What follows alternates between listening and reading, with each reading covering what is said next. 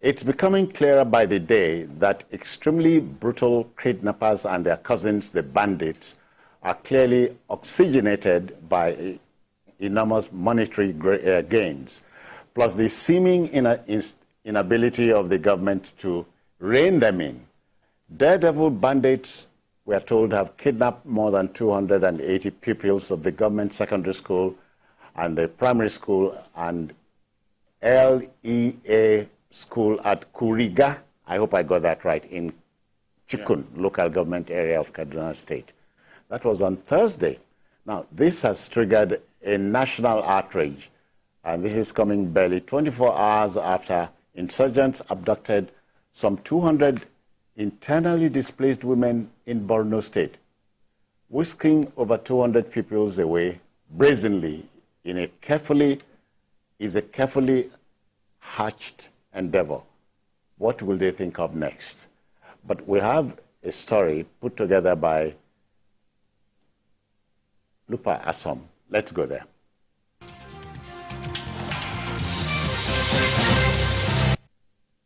Bandit attacks on schools have always happened at night, but this time around in broad daylight. The primary and secondary schools in Kuringa, Chikun local government area of Kaduna State, was invaded around 7:45 a.m. Sani Abdullahi, a teacher at the school with a capacity of over 700 students, narrates how a few of them narrowly escaped after the bandits surrounded their school, ordering them to march into the bush. Providing a breakdown, Abdullahi informed the governor that a total of 287 students were kidnapped, with 187 of them from the secondary and 100 from the primary.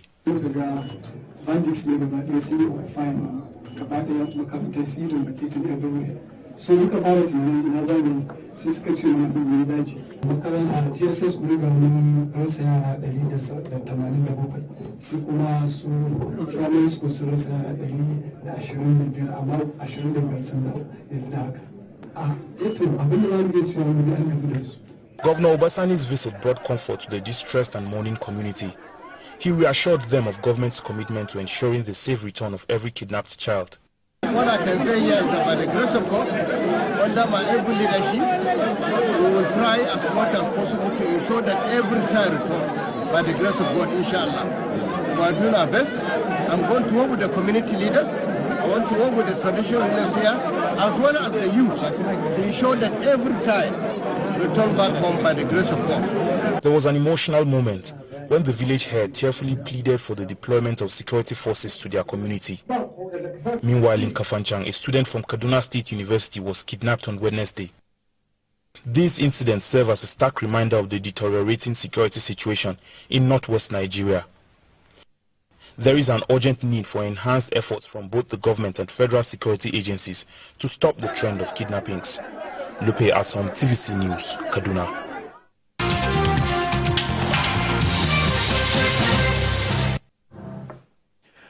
Yeah, Yinka, after watching that report, you cannot but tell yourself we're living in crazy times. Crazier times, if you ask. Very, very. And the question I first of all want to ask is, are we back on this train again? Yes. I mean, this took place in broad daylight. If we cast our mind back, that of Chibok was in the night. Yeah. So, after morning assembly, they came, or while they were in morning assembly, they came, they invaded the place. Did they come with buses? Or they walked into the bush with the pupils? I hear they came on motorcycles. So how do you ferry 280 pupils or students on a motorcycle? Which cannot be done in 30 minutes. And then we can even see, according to reports, that place is the Kuriga to Kaduna is about 2 hours. Okay, the governor got there. It was still daylight when the governor got there. Before the governor got there, where were the security operatives? What happened? They had maybe about 2-3 hours ahead. Is it that the security operatives could not follow them into the bush or wherever they went? We had some vigilante group follow them, and one of them was killed and all that. After that, what happened to the military team, the police team, and so on and so forth? These are questions we must begin to ask ourselves. Essentially, considering that Kaduna had been a center, of late. Exactly. It's even reported that there is a military outpost not far from where it's happened. Yeah. So all the two, they can't spend less than 30 minutes. Let's even be gracious or conservative that they must, because when these students saw them, they will run a scatter. Yeah. So before you could gather, they will scatter in all directions. Exactly. Before you can gather 280, somebody must be able to That's it. contact an emergency number or the local government chairman or whoever that these people have come again. Or as they say in the north, they say Ampara. They've started again. That's the Hausa word. Ampara. That means they've started again. Oh. So immediately you hear Ampara, that means trouble has come again. So somebody must have informed someone outside that vicinity. Then they should fear up the security. Up till now, has drones been deployed to look for wherever they are? Let us not start on this train again. The Chibok girls, how many of them are still with those people? We have started again.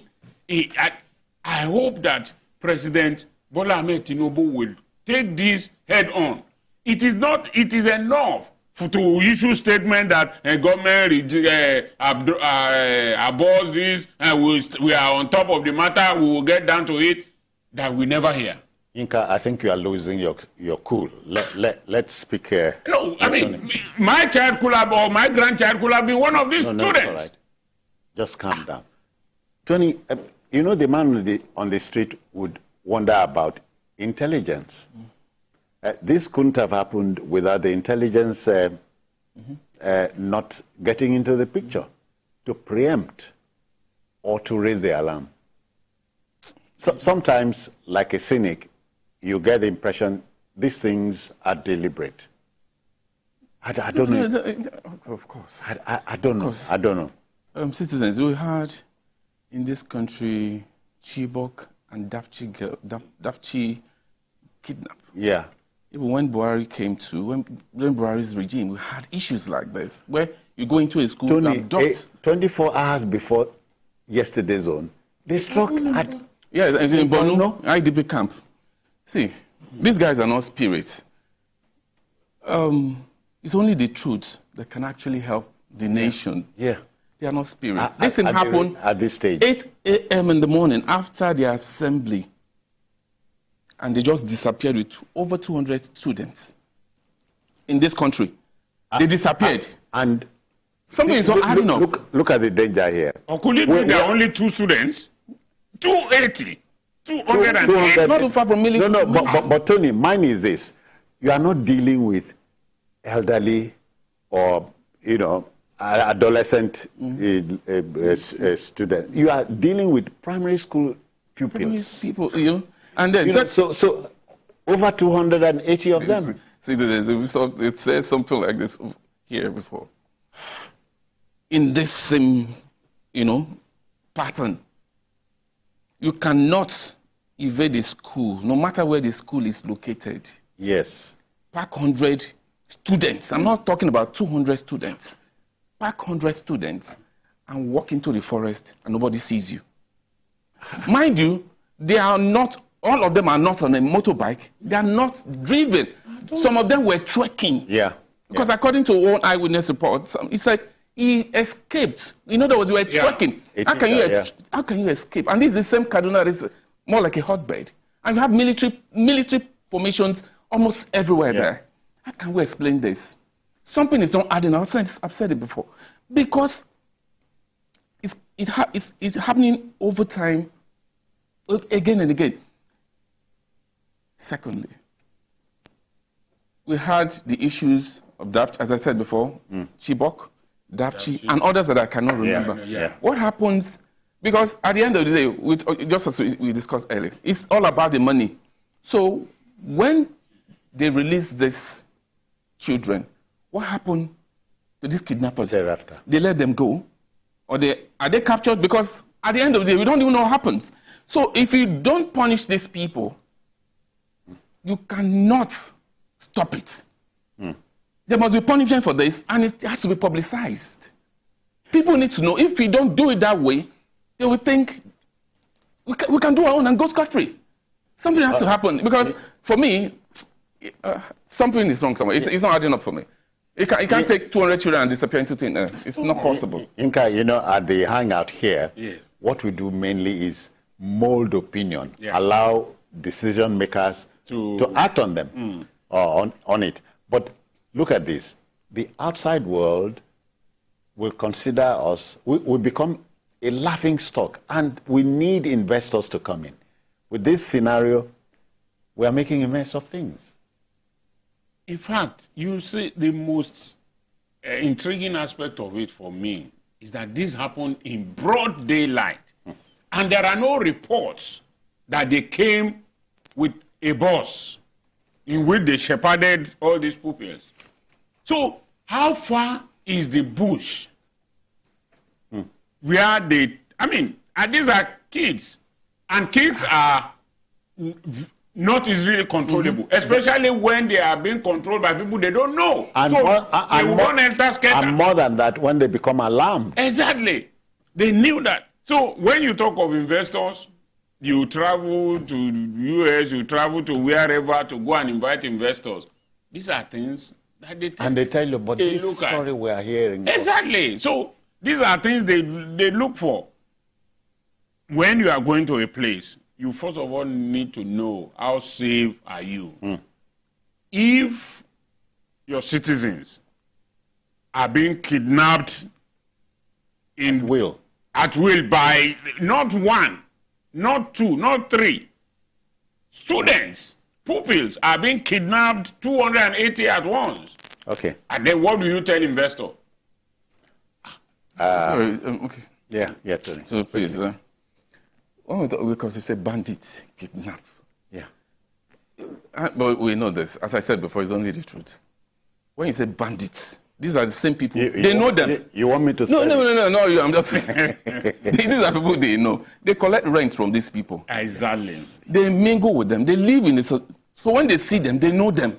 Like according to one of the staff, that the moment they came into the school, they said the bandits are here. So they know them. They know their modus operandi. So who are these people? How come they keep housing them and wait for them to strike first, and then they make noise about it? Well, the governor said... The governor said he has spoken to the NSA. Everything is it goes beyond that. Yeah, the governor has told all of us here, Yinka, that he's in charge. And I wish the governor Godspeed, because not only are the parents alarmed, the country is... Jesus Christ. The world is. These are kids. These are children. We call them leaders of tomorrow, our future hope. I mean, any of us children could have been one of them. All right, so let's go to our next story. Mr. President, you are watching us. We wish you Godspeed.